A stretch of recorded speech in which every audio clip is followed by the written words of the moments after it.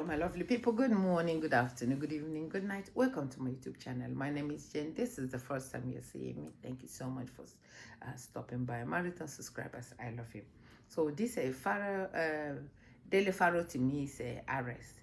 He just came out and they gagged him with a whole bunch of stuff. We don't want you to talk to a reporter. We don't want you this. We don't want you that. We don't want you to piss. We don't want you to shit. We don't want you to do this. But this video that I am about to put for you is a little thing that he has said since they released him from that captivity. They did not arrest him. I don't even know. I don't even know. These people no get shame. But Dele Pharaoh to me is winning all over the place. Dele Pharaoh to me, they have called for them to disbar him. They know when. The people said, no, we're not going to disbar him. He didn't do anything for us to disbar him. One down, more to go. They have called for Amazon to take down his book. Amazon said, go and read the rules and regulation in our Amazon. He did not do anything that will make us a book. He has called for the man for tell us that he doesn't have money anymore, that all the money that he sold in the book, all Nigerians, even though we cannot afford rice, we can contribute 1,000 for him. We will give him, and he's getting old, he's sitting 90 or 95. We will just give him and say, make you used to hold yourself at this old age. Instead, you went and kidnapped this guy. You destroy your legacy by kidnapping this guy. You made this guy you made everything that this guy said in this book crystal clear that he is telling the truth. And he has sworn, that he will follow the lawsuit that you guys have put on him, bumper to bumper. He said, and after that, he will make sure that some lawyers, some judges will never be a lawyer anymore. He cried out like a baby. I cried with him. Listening to him. So this is the first video he has done since he came out of a captivity, and that he is explaining and calling Nigeria and telling Nigeria, thank you for speaking on my behalf. I said it in my first video and said, people that don't want him, people to go and speak for him, you are making mistake, because when you are inside captivity, you cannot do anything for yourself. He thanks Nigerians. He thanked them so well from his heart.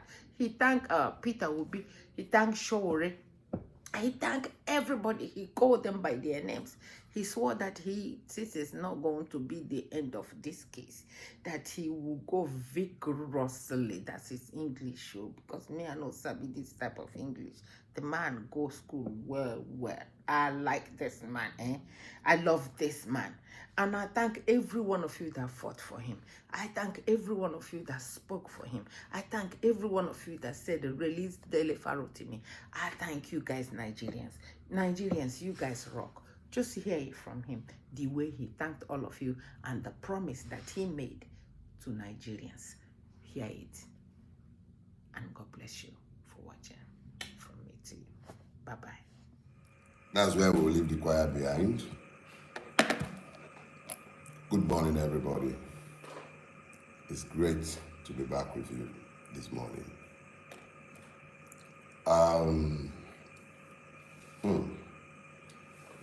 I've been deliberately quiet. Yeah, as quiet as I can possibly be since I came out of my holiday, the retreat that I had looked forward to for a while. I would have preferred that it wasn't in a prison, but it pleases God. And I'm thankful to God for the time spent in prison, So I have acquired a new title. I was going to say Senior 11 of Nigeria, SEN. Until a dear friend of mine, divinely inspired, showed me that, no, how can you call yourself 11? Nobody convicted you. I said, but I went to prison. He said, no, you went to prison, but you are not imprisoned. So you are not 11. So he suggested to me, why not call yourself senior accused of Nigeria? You know?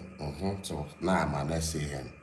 When next you see me, or they are writing my name, please be mindful of the fact that I, formerly known simply as Dele Farotimi, occasional madman, previously Elewo, you can now call me graciously Dele Farotimi, SAN, Senior Accused of Nigeria. So welcome to this morning's show. Yes, it's a show, and the show must go on. So here is what we'll do.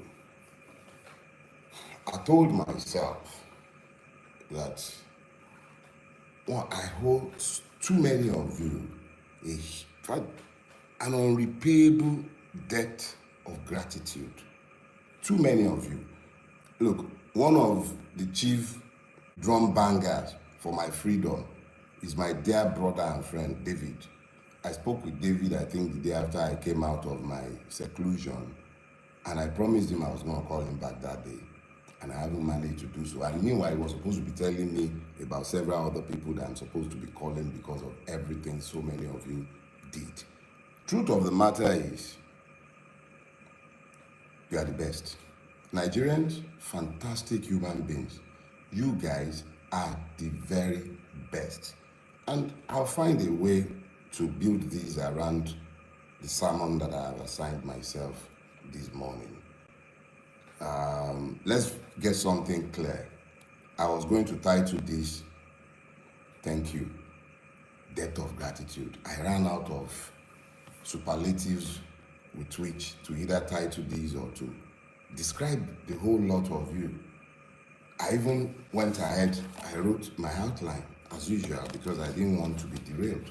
And I was convinced that this is what I was going to be speaking to this morning, although I eventually titled it The Road to Freedom. Is that what we called it? Now, I can't really remember, but I believe that is what it was. Or is it The Walk to Freedom? Whatever. The key thing is, I had one message planned, and it was planned, I believe, with my own carnality, and I'm as carnal as any one of you. I'm completely human with all of my hybrises and everything, and I've had 21 days to prepare for what I believe will be the next stage in the battle, that in the war, because I knew that that stage had already been won. But let me quickly say this. Thank you. I thank you. I thank each and every one of you. I am deeply, deeply grateful for what you all did. The calls to my family, the amazing show of support. And it's easy for me to speak with specificity to certain persons. I could say, for instance, that Mr. Peter Obi came to the prison to see me. I should say and say thanks to him for that. And then there is my brother, Yele Showore. Not only did he call my family, like he called them, he mobilized the AAC and the Revolution Now movement behind the demand for my release. My legal team, led by Mr. Lumide Fusika, fantastic people. Then there is Professor Emiri. He lost his wife and he just lost his mother as well. In the midst of his grief, he found the grace to show up in court, argued my bail application before the Federal High Court in Ado Ekiti, even though I was only told the day before. I only informed them the day before. They all rushed to Ado Ekiti to ensure that I had legal representation. Fantastic human being. All kind of people, small and great, however you grade human being in your own reckoning, traditional rulers, sending chiefs. My hometown, I've spent more time in front of you guys than I have spent in my hometown. But the Owa of my town sent a delegation, okay? Everybody, the show of support across the entire strata of our society is humbling. It was humbling in the extreme. And I need all of you, whether I've mentioned, do I want to talk about Gigabyte in Ekiti, the Revolution Now coordinator in Ekiti, and his team, all kind of human beings that I can't even remember to mention their name as I speak with you. The Ado Ekiti prison practically became a tourist center. Big, small, everybody, people showed up. And I was being told constantly of the loud demands that you lot were making for my release. I appreciate you all. I appreciate you all. And I must say, in all humility, that you are the ones who came out of prison. It wasn't me. You came out of prison. You found your voices. You demanded that the right thing be done. Consistently, you made sure that I knew I wasn't walking alone.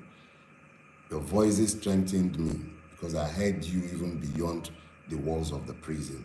I heard you loud and clear. You left nobody in any doubt as to what you were demanding. It wasn't about Dele to me, even though I was the one who bore your totem. It was essentially a demand by each and every one of you that the law must be allowed to rule in the situation. Now, let me be very clear. I retired from the practice of law when I turned 50. My next birthday, I'll be 57. I'm no longer a young man. I practiced that law conscientiously for at least 2 decades. I am a lawyer, not just because I was trained as one, but because I am by nature one. I'm a Yoruba man. In my culture, it says, Ejola Ako, Baba Enikan Ki Koja. I am not a fool.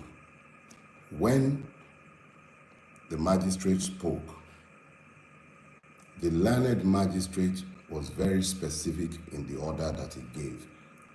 And even though I did not believe at the time, and I still do not believe that there was any need for that order to have been made, what he said was clear. I may not speak to the press or even to you about the case pending in his court. That was the extent of his order. I am a lawyer. The matter is sub judice, and I certainly cannot, whether he had made the order or not, I wouldn't have spoken to the case in the court. And I certainly do not intend to. There is absolutely no need to speak to any of the cases before the court. They are irrelevant to the future. And me and you, we need to focus on the future. So let us be clear. Assuming that the magistrate had made any such order, I would have been under a duty as a human being, even if I may not be a citizen, to disobey that order. But I thank God that the magistrate, erudite magistrate, intelligent and very, very, very, very fair, firm, and just, gave only one order, the only order he could have given in the circumstances. I may not speak to the case before his court, and I do not have any such intention. So anyone who has misconstrued that order to suggest that I am somehow gagged by somebody, there is no such law by which any magistrate or judge may gag me as a human being, even if I may not be a citizen, as long as I am not a slave. And if I have become a slave in the Nigerian state, it will be interesting to watch such an order come from any court, presuming or purporting to be a court of law. No such order was given. So enough said on that one.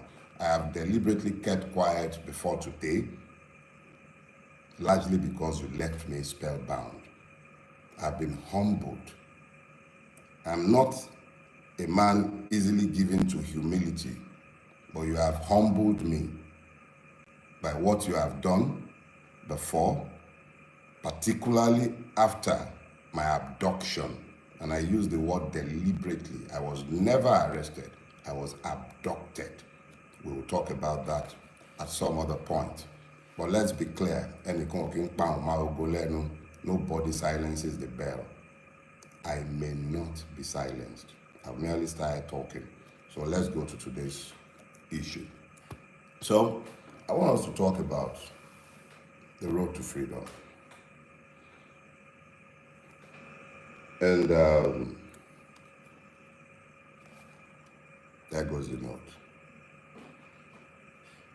I need to speak to you from the heart and from my spirit. The note I prepared was for a different sermon, but as we were waiting, I began to download something, yes, exactly the same, but subtly different. So the Yorubas have a scripture, and that scripture says very clearly, Eki biteran oreko. I'll translate for you or interpret. Grab it. Catch it. You do not catch the porcupine in the same manner as the rabbit. Let me explain that to you. If you're familiar with the porcupine, you will know of the quills on its back, with which it largely impales stupid predators. Even lions steer clear of the porcupine. As small as it is, its entire body made of quills would kill a lion if it would dare. Now, when that proverb came to my head in the course of this entire ordeal, I made the stupid error of thinking that I was the porcupine and that those who were coming after me were the unwary predator. But I received some sense this morning. Or let me just say, as I have digested the extent and the range of support that I have found since I came out of prison. And I realized that I am not the porcupine. It's not me. I'm just as harmless and defenseless as any of the other rabbits in this space.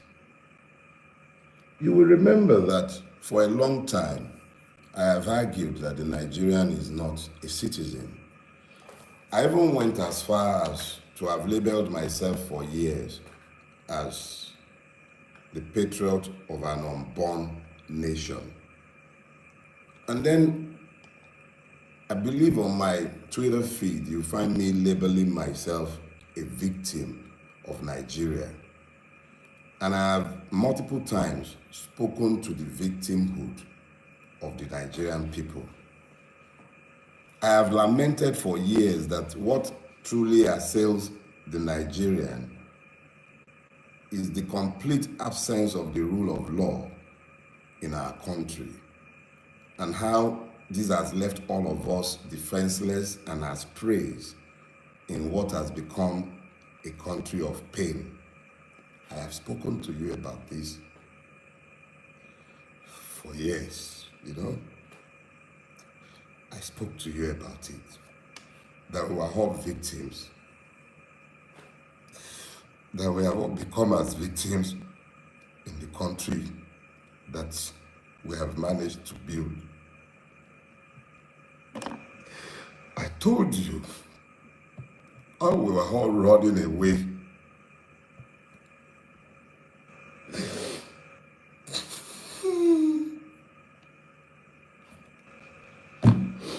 I told you how we were all running away from Nigeria because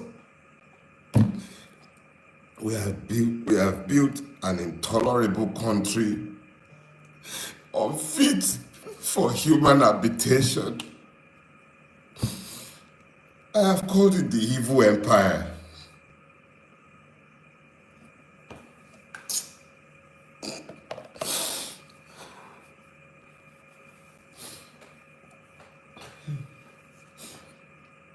I have called it the evil empire has spoken to the fact that because of what we have all collectively tolerated, we have lost our country and we have become as slaves in the country that we have all built. And we are all to blame. Plus the idiot standing behind pulpits as I'm speaking with you, preaching injustice and lies to the people and helping them to normalize the madness that has overtaken all of us. I said this for years. So I am just as much a victim as each and every one of you. These are the first tears I have shed since my friend Ogunlanu died. I'm not given to tears, and I'm sorry. See, back to the issue. We all built this. We made this mess together, and it will take all of us to resolve the mess that we have made. It will take all of us. Without all of us functioning as one, the way you found the grace to function as one in the last month, you all acted as one. It wasn't about being Christian, being Muslim. They divided us along too many lines. Damn!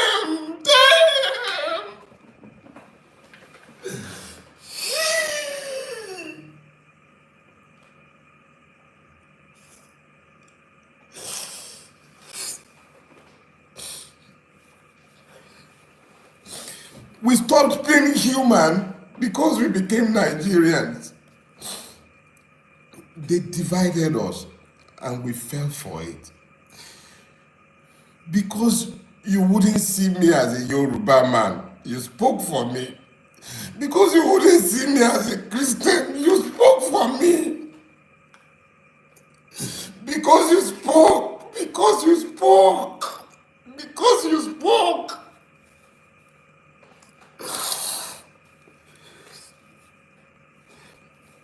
Because you spoke, Nigeria couldn't happen to me. Because you spoke.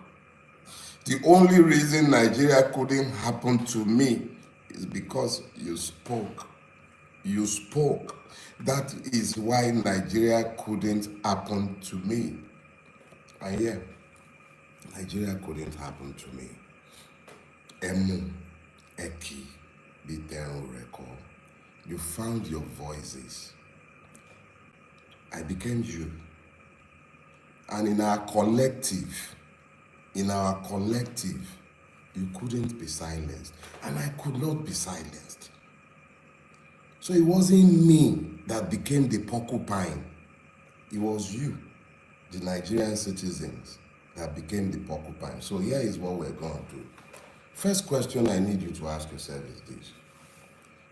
How many of the people feeling the pains of the Nigerian state in detention or in prison deserve to be where they are? There's multiple people that I met in prison, and I will yet speak to my prison experience. But I assure you, I didn't shed a single tear. I was happy for the free accommodation. I didn't like the food and I didn't have to eat it. So I'm not talking about me in some pity form. I went to prison and I view it as a finishing school. It showed me exactly how ugly our country is. But because we have so many high profile cases, or because the internet has brought this home to all of us, let's talk about Naomi, the former queen. Let's talk about Hamzat Oriyomi and the proprietors of that school in Ibadan. Exactly what is it that they have done that has earned them the need to be in prison? We should ask that question, but not because of them, but because of the many other persons without names that you and I have no knowledge of who are languishing in prison. Have you thought about that? If they will do that with those ones, what are they doing with those that nobody knows? They did it to me. You made it you. And because you made it you, they couldn't do it to me. Because our collective, acting together as one, turned the tide. The tide turned because we acted as one. Some Bulabas spoke for me. Obedience spoke for me. My brother in the Revolution Now movement, all of them spoke for me. Traditional rulers, you all spoke, and because you all spoke, I couldn't be treated the way each and every one of the other persons who do not deserve to be in prison were treated. The system resisted. I spent 21 days in captivity. 21 days. For those of you who are inclined to the spiritual, you understand the significance of 21 days. It pleased God that I should be kept in captivity for 21 days. The full cycle of a woman, the full cycle of Mother Nature. 21 days I was kept. There are some stories to be told on other days. But it's a long walk to freedom, but it could also be a short walk. It depends on each and every one of us. But the one thing that has become very clear to me, is that whatever we are going to get, we are going to have to act as one. We cannot continue to divide ourselves the way we've been horribly divided.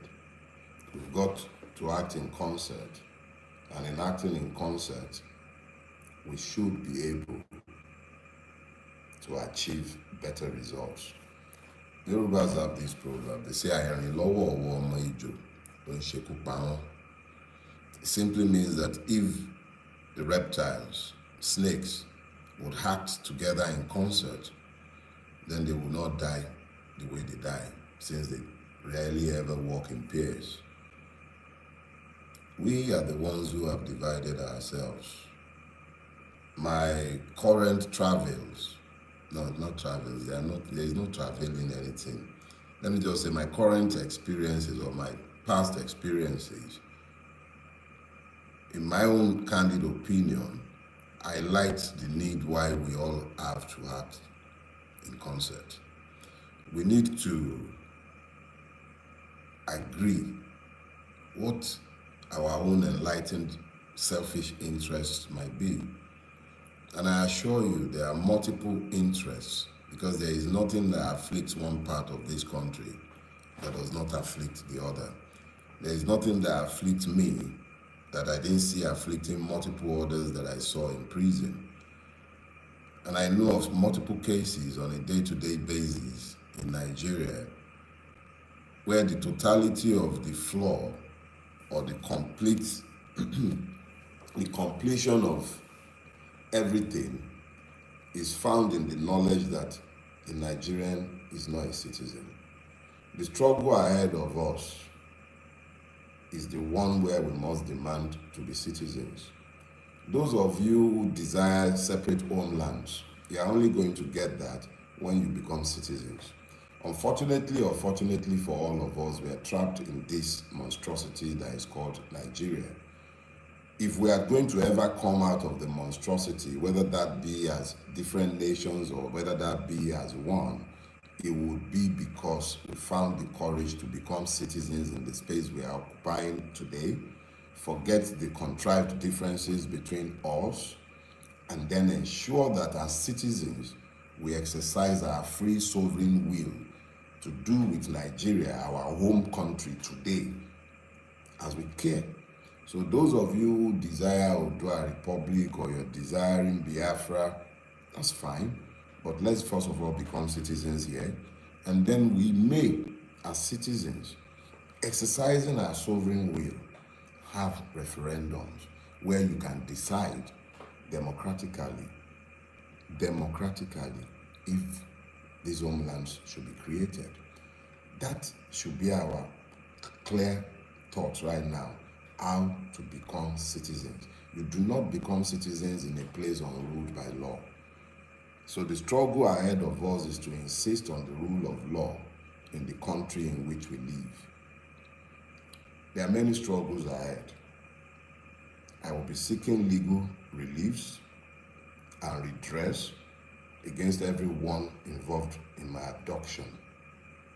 I shall be defending each and every one of the many suits, civil and criminal, that have been filed against me rigorously.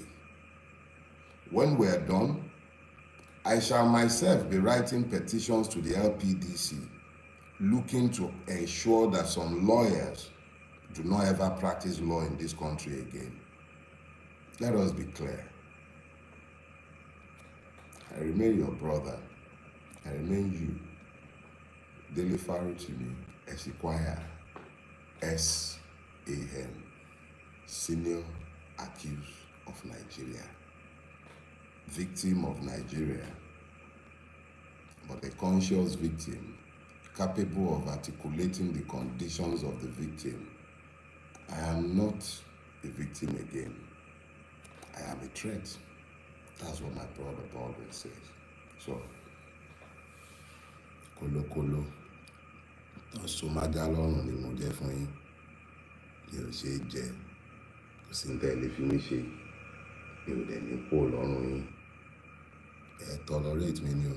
As long as we have to continue pretending that we're a democracy, you're gonna just have to tolerate me, okay?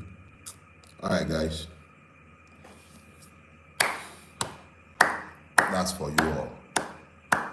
There isn't much more to say than to say thanks. For those who merely posted free Dele Farotimi, for those who stepped on the streets in Ekiti, Tanko Yunusa, yeah, Tanko, thanks. Yeah. Sarah Ibrahim, thanks. 1,000,001 of you. Oh yes, Ekinzo, my Ekiti brother. Those who I cannot even name in this moment, I thank you all. You deserve all the applause. You all stepped up.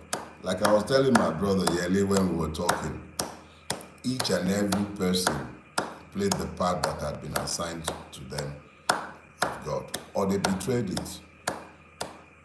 And each person knew exactly what they did. I thank Yele for his amazing support. Brother Peter Obi, Dad, I thank you all. And see you next week. You do not recall a bullet when it is fired. I cannot be silenced. See ya. Bye-bye.